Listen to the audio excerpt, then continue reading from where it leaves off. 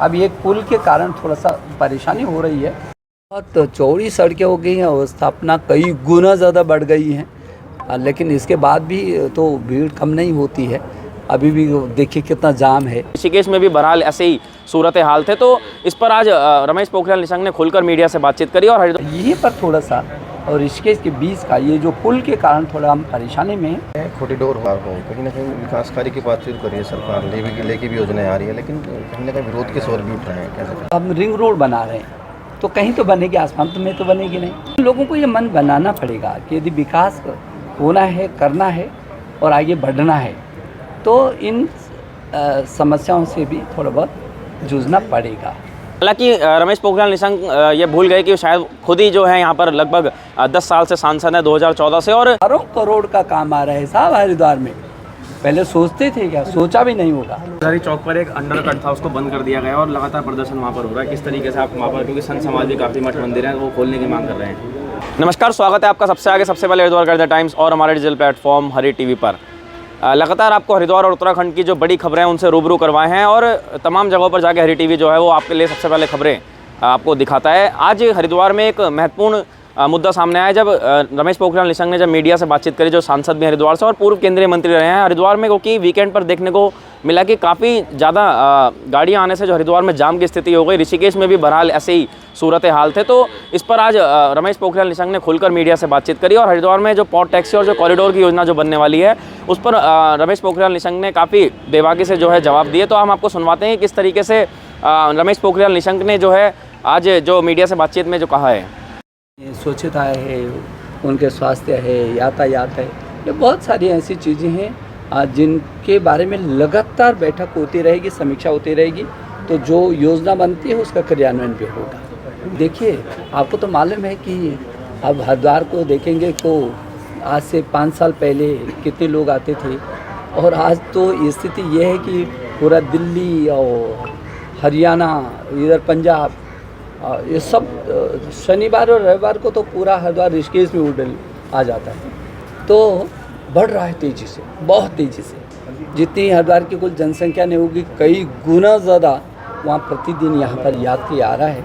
तो इसीलिए ये समय समय पर ये समीक्षा बैठकें भी होती हैं ताकि हम व्यवस्थाओं को और सुदृढ़ कर सकें। जाम से निजात तो मिलेगा, जाम से कम निजात थोड़ी मिला है। कितने पुल बन गए हैं। अब ये पुल के कारण थोड़ा सा परेशानी हो रही है, उस पर भी युद्ध स्तर पर काम चल रहा है। लेकिन आप देखिए ना, ये दिल्ली से लेकर के यहाँ तक आपको रुड़की से भी इधर कोई जाम नहीं मिलता होगा। यहीं पर थोड़ा सा और ऋषिकेश के बीच का ये जो पुल के कारण थोड़ा हम परेशानी में हैं, लेकिन उस पर भी युद्ध स्तर पर रात दिन काम चल रहा है। कुछ दिन की और कठिनाई है, लेकिन ये यातायात जो तेज़ी से बढ़ रहा है, जनसंख्या जो तेज़ी से यात्रियों की बढ़ रही है, तो ये कम चुनौती नहीं, बड़ी चुनौती है। लेकिन गवर्नमेंट बहुत मुस्तैदी से कर रही है और चारधाम यात्रा को बहुत अच्छी तरीके से निकाली है। कॉरिडोर हो कहीं ना कहीं विकास कार्य की बात कर रही है सरकार, लेके भी योजनाएं आ रही है, लेकिन कहीं ना कहीं विरोध के स्वर भी उठ रहे हैं। कैसे स्वाभाविक, ऐसा कोई नई बात नहीं है भाई। अब हम रिंग रोड बना रहे हैं तो कहीं तो बनेगी, आसमान में तो बनेगी नहीं। तो जो लोग थोड़ा सा प्रभावित होंगे वो क्या करेंगे,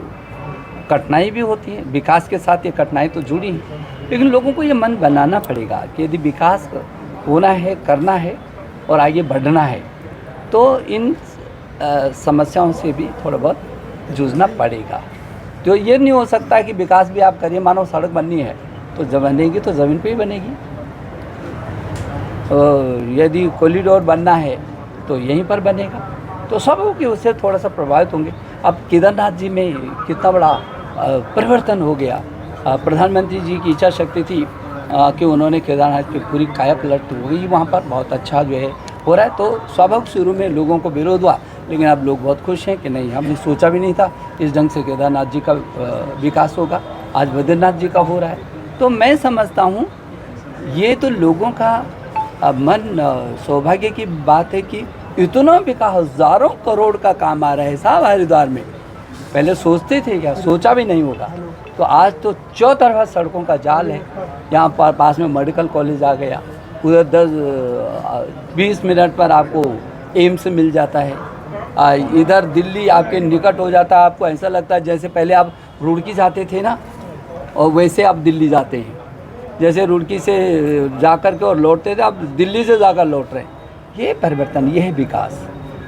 और जब विकास होता है तो थोड़ा कठिनाइयाँ झेलनी पड़ती सर 2000 चौक पर एक अंडर कट था, उसको बंद कर दिया गया और लगातार प्रदर्शन वहाँ पर हो रहा है। किस तरीके से आप वहाँ पर, क्योंकि संत समाज भी काफ़ी मठ मंदिर हैं, वो खोलने की मांग कर रहे हैं। देखेंगे उस पर भी उनकी जो कठिनाई है उनका निस्तारण कैसे हो सकता है, क्योंकि निस्तारण तो होना ही चाहिए और विकास भी होना है, लोगों की समस्याओं का निस्तारण भी होना है।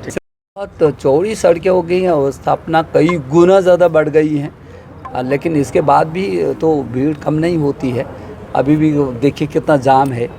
हालांकि हमारे एक पुल जो युद्ध स्तर पर चल रहा है वो बन रहा है, तो वो उसके बनने के बाद यहाँ की स्थिति तो संभल जाएगी, लेकिन निश्चित रूप में बद्रीनाथ है, केदारनाथ है, गंगोत्री है, यमुनोत्री है, तो वहाँ पर एक निर्धारित सीमा तक ही लोग जाएं, ऐसा गवर्नमेंट का निवेदन है लोगों से। लेकिन ये तो लगातार तैयारी चल रही है और ये बात सही है कि छुट-छुट कोरोना की फिर घटनाएं सुनने को मिल रही हैं और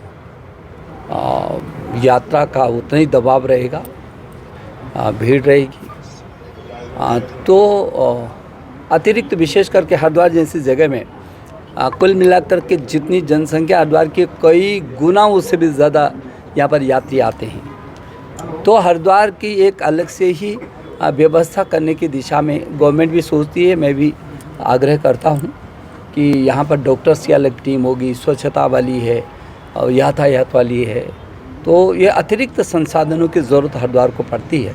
गवर्नमेंट उस दिशा में कार्रवाई कर रही है कि यात्रा के लिए विशेष एक पैकेज बने और यात्रा की अलग व्यवस्था भी होती है। सर कुछ अपील करना चाहेंगे लोगों से कोरोना के प्रति, जो यात्री आ रहे हैं? मुझे लगता है सभी को सचेत रहना चाहिए, क्योंकि इससे जागरूकता और हम लोग थोड़ा सा सावधानी बरतेंगे तो हमारे लिए भी और लोगों के लिए भी अच्छा होगा। तो इसलिए मैं सब लोगों से अपील करना चाहूँगा कि ये जो वक्त है इस फिर वो संवेदनशील वक्त है, जहाँ हम अपनी गतिविधियों को तेज़ी से बढ़ाएं, लेकिन सावधानी भी उतनी ही तेज़ी से बरतें। पॉट टैक्सी का विरोध हो रहा है सर, पॉट टैक्स को लेकर, रूट को लेकर, तो उसमें क्या कहना चाहेंगे? एक बार बैठेंगे, सबके साथ विचार विमर्श करेंगे। तो जैसा हम आपने सुना, उन्होंने सीधे तौर पर कहा कि जो भी योजनाएं हैं वो होके तो सड़कों से ही जाएंगी, आसमान में तो वो बन नहीं सकती।